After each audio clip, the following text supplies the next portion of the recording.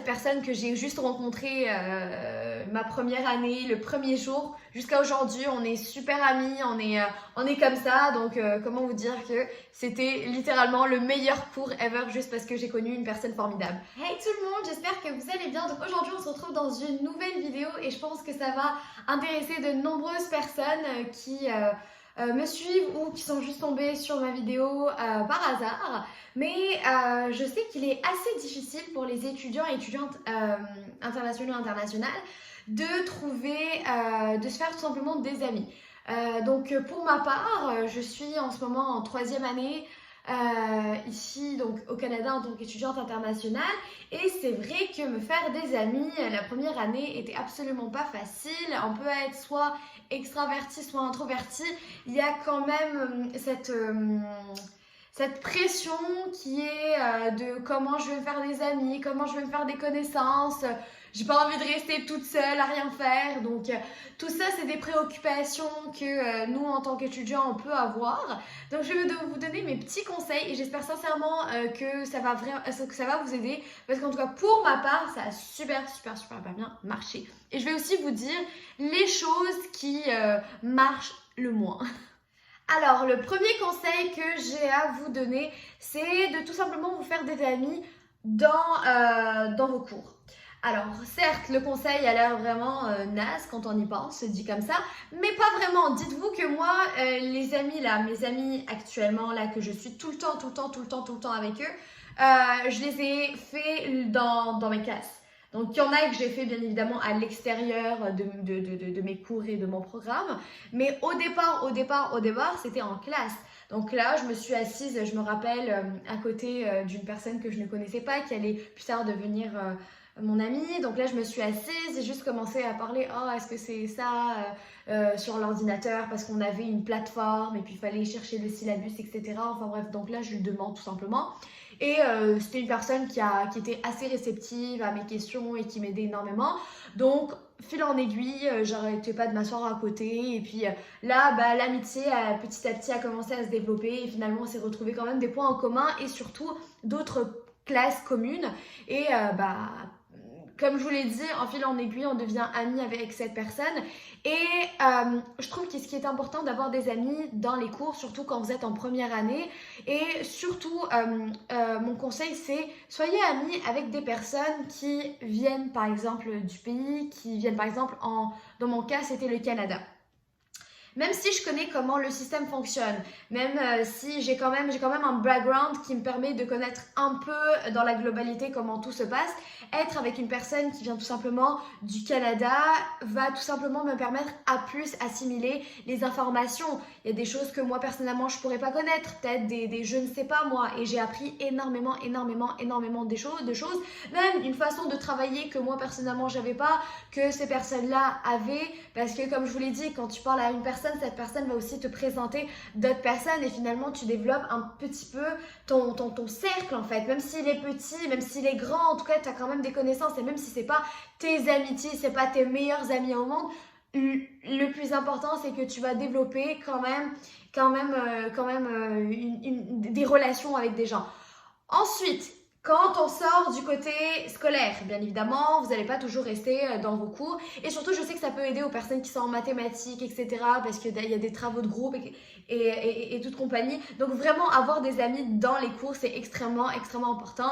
Avant, moi, je portais vraiment pas attention à ça. Ouais, faut avoir des amis dans les cours, nanana. Mais j'ai tellement compris pourquoi c'était important parce qu'on se sent pas seul et on développe tellement de points communs. Et dites-vous que si cette personne est dans le même programme que vous, c'est que peut-être vous avez aussi les mêmes intérêts. Il y a peut-être des différences, mais dites-vous qu'il y a quand même une certaine proximité déjà qui est installée.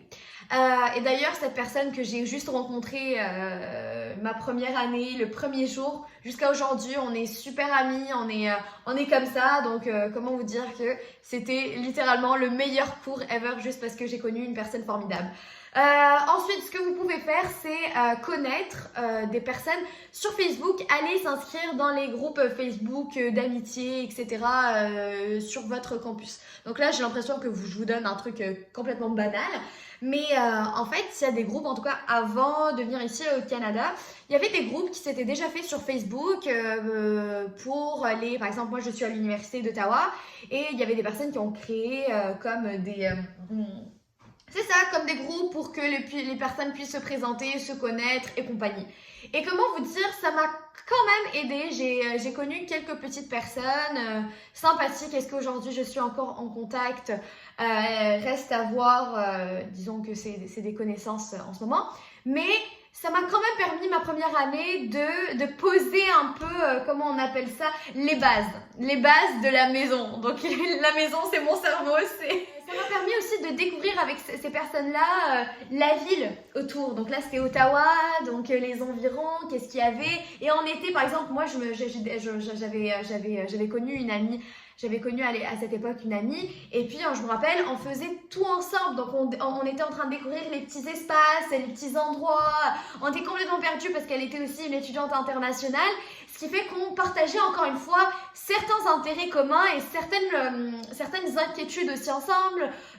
Donc ça nous a quand même rapprochés et ce qui est super important, c'est que vous n'avez pas l'impression de vous sentir seul. Donc ça, c'est vraiment le faire en première année.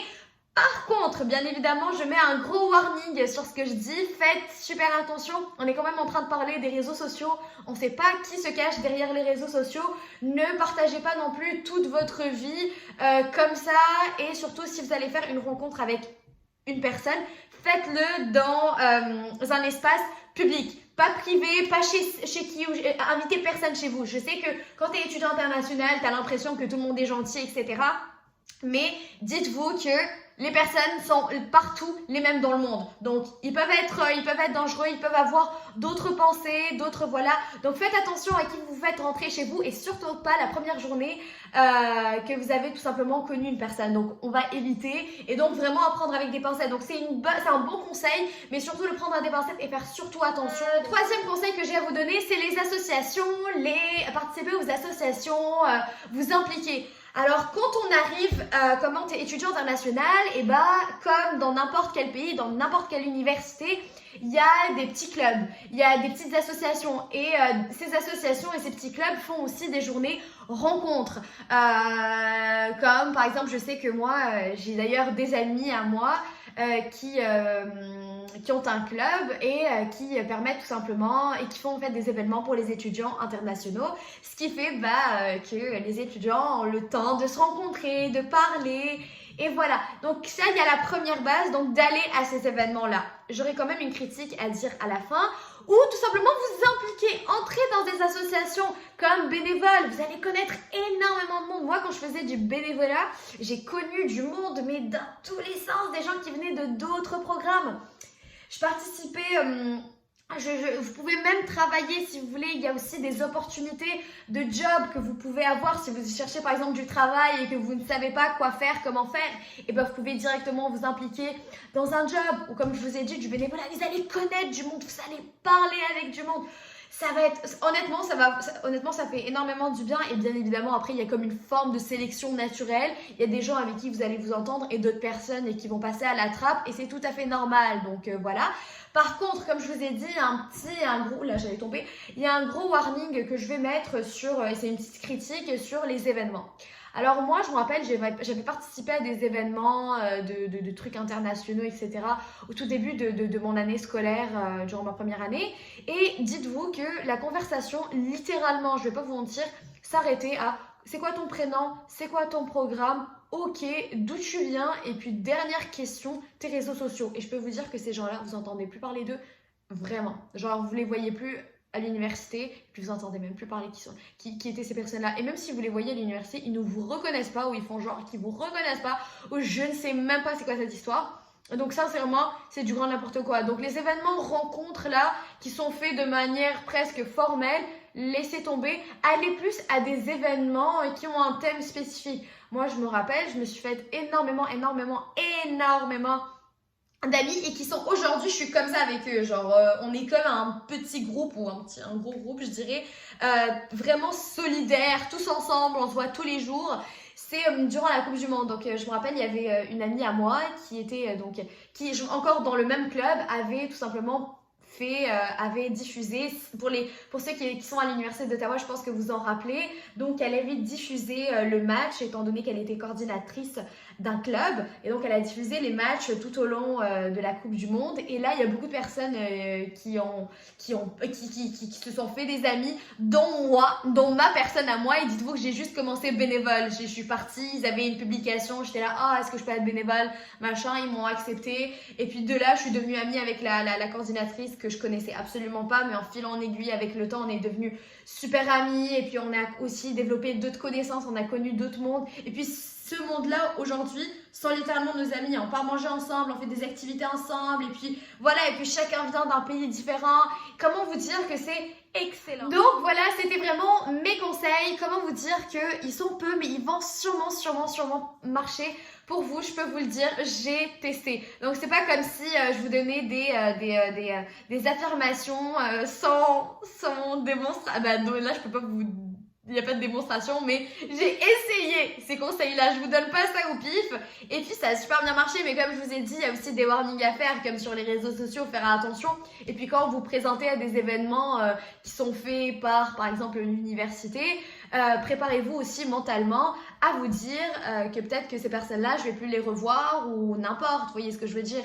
Donc, et ça peut être vraiment frustrant pour les étudiants internationaux de pas avoir rapidement des amis, mais ça vient avec le temps. Dites-vous que des amitiés, ça se crée avec le temps. On peut pas être ami avec une personne 2 jours, 3 jours plus tard. C'est très compliqué. Et vous allez voir qu'après, d'année en année, vous allez développer d'autres amis dans d'autres cours et vous allez être plus à l'aise. Et d'ailleurs, parlons des associations. Si vous êtes originaire d'un pays, par exemple la Côte d'Ivoire, et ben vous pouvez retrouver par exemple une association des étudiants ivoiriens.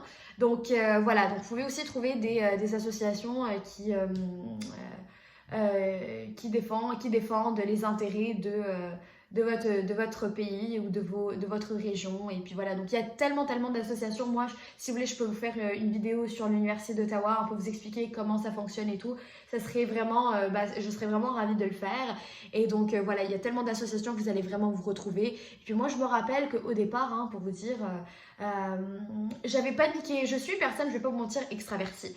Et il y avait beaucoup de personnes introverties bizarrement et je voulais vraiment faire des amis. À un moment donné, j'étais vraiment frustrée d'avoir vraiment personne. Je me rappelle, c'était la première semaine. Puis après, j'ai rapidement compris que je ne vais pas en fait obliger le destin et je vais aller avec le flow.